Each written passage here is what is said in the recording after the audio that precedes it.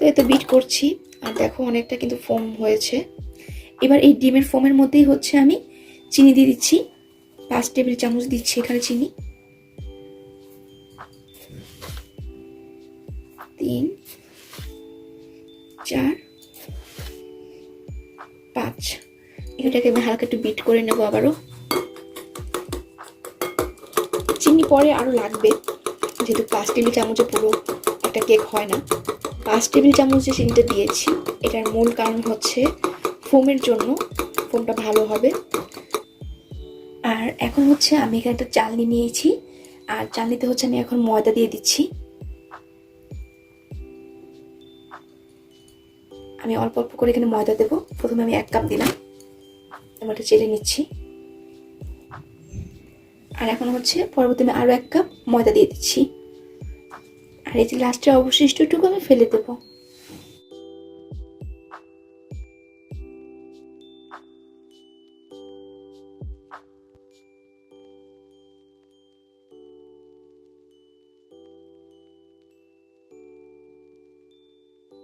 তোমরা দেখতে পাচ্ছ যে আমি মোটামুটি এখানে শুকনো উপকরণগুলো আস্তে আস্তে করে সব দিয়েছি।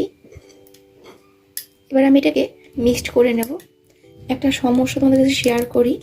দেখো, মিক্সড করতে গিয়ে দেখি যে আমার এটা ভেঙে গেল। তো এটা ছাড়াই এখন করতে হবে, কিছু করার নেই। তো আমি এখানে এখন অ্যাড করব হলো লিকুইড দুধ।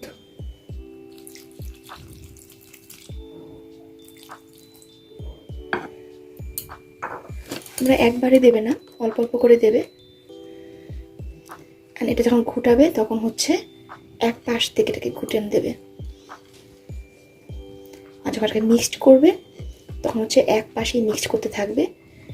উলট পালট করে কিন্তু মিক্সড করা যাবে না, তাহলে কিন্তু কেক কিন্তু একদমই ফুলবে না।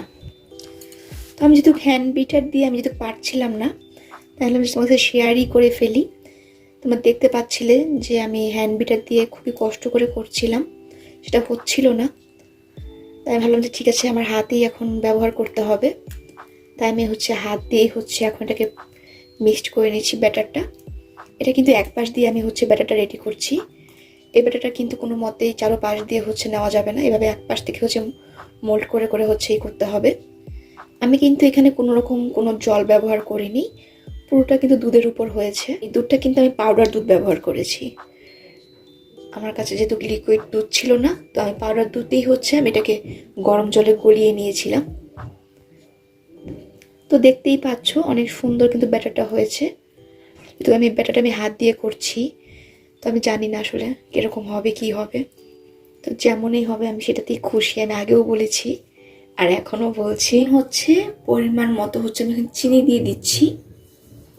একটু মিষ্টি লাগে যেহেতু কেকে, হচ্ছে আস্তে আস্তে করে করবো, আর চিনিটা আস্তে আস্তে মিশ হতে থাকবে।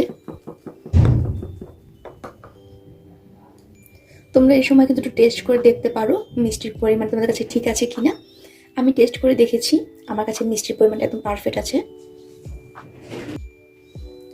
এখন হচ্ছে আমি সেই যে রেখে দিয়েছিলাম ডিমের কুসুমটা, সেই দুটো কুসুম আমি এখন দিয়ে দিচ্ছি।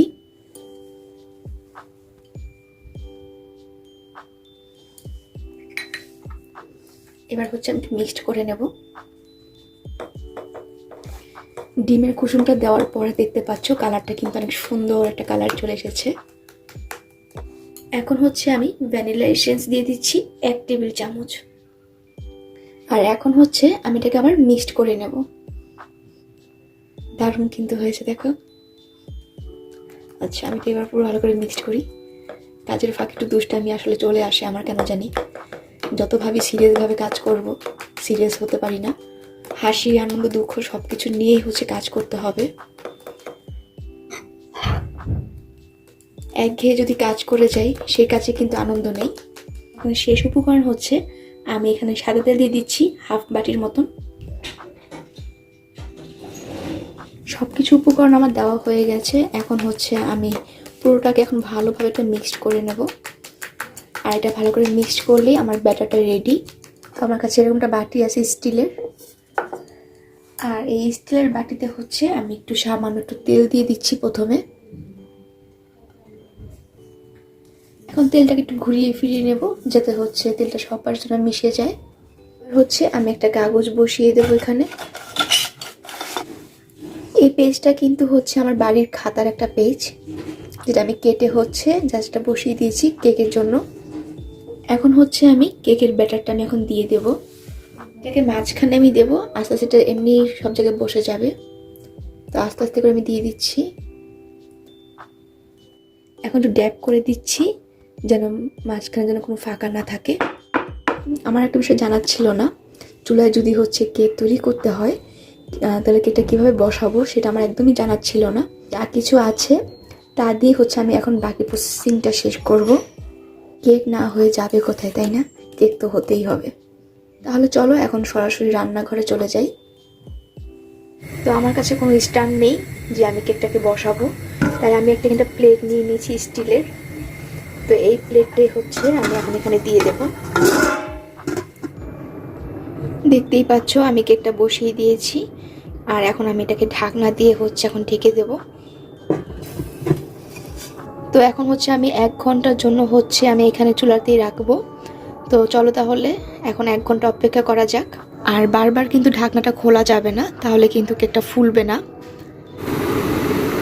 তো একটু দেখতে পাচ্ছ 1 ঘন্টার উপরে হয়ে গেছে, কিন্তু আমি এখনো হচ্ছে নামাইনি।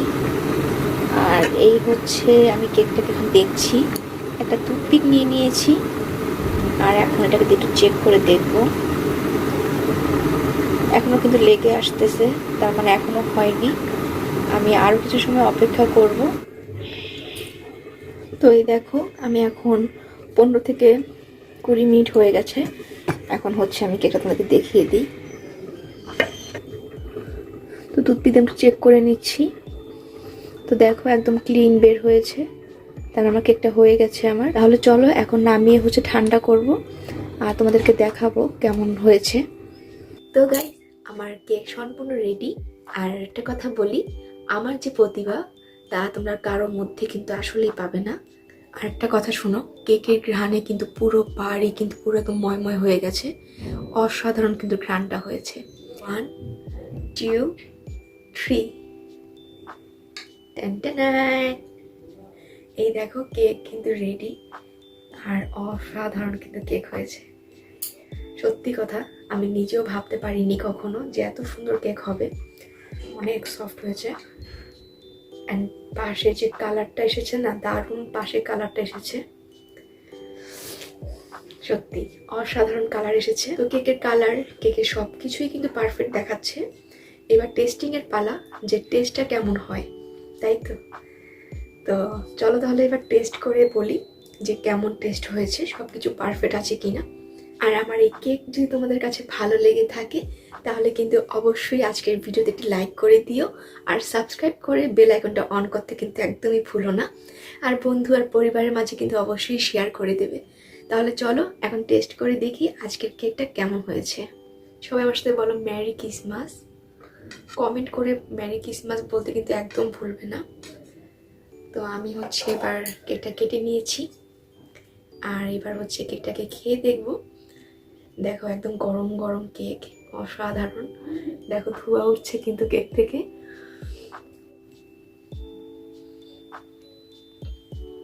একদম সফট কিন্তু কেকটা, আর সবকিছু কিন্তু কেকটাতে একদম পারফেক্ট হয়েছে সত্যি। অনেক টেস্ট হয়েছে। তাহলে দেখা হচ্ছে পরবর্তী নতুন আরেকটি ভিডিওতে। সেই পর্যন্ত সবাই ভালো থাকো, সুস্থ থাকো, অ্যান্ড সবাইকে শেষে আরো একবার মেরি ক্রিসমাস।